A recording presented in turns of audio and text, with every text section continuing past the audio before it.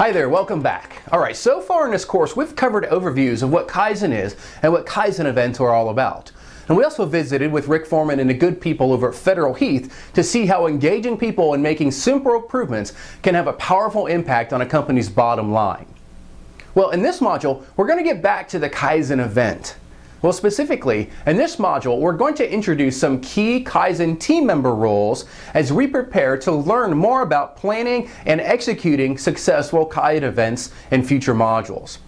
But before we go any further, I want to explain that the coming modules of this course are meant to teach you and your organization how to plan, prepare, and execute a Kaizen event.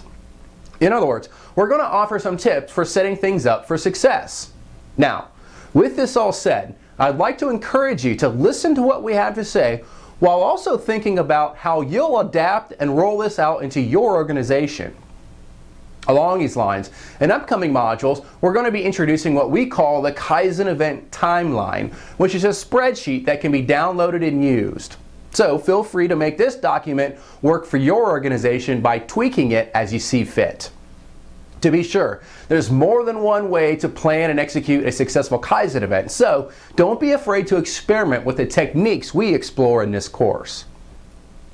Okay, well, let's get started by learning about some key Kaizen event roles.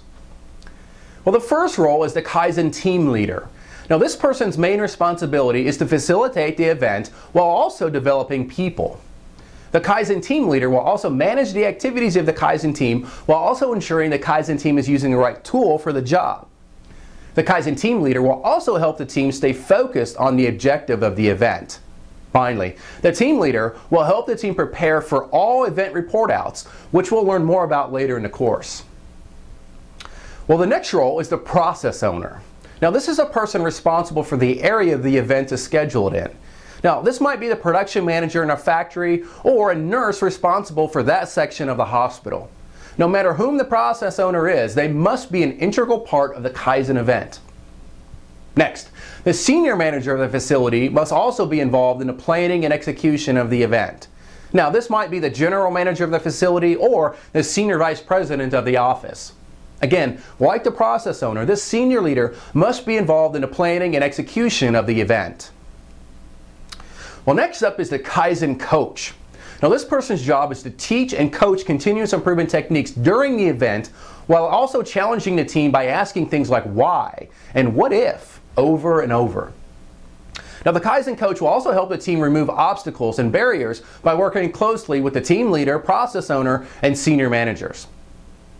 The Kaizen coach will also serve as a team leader support system before, during, and after the event. Now, the Kaizen coach can be either an external consultant or an internal expert, but we strongly encourage companies to have a coach since the role of a team leader and Kaizen coach are not the same.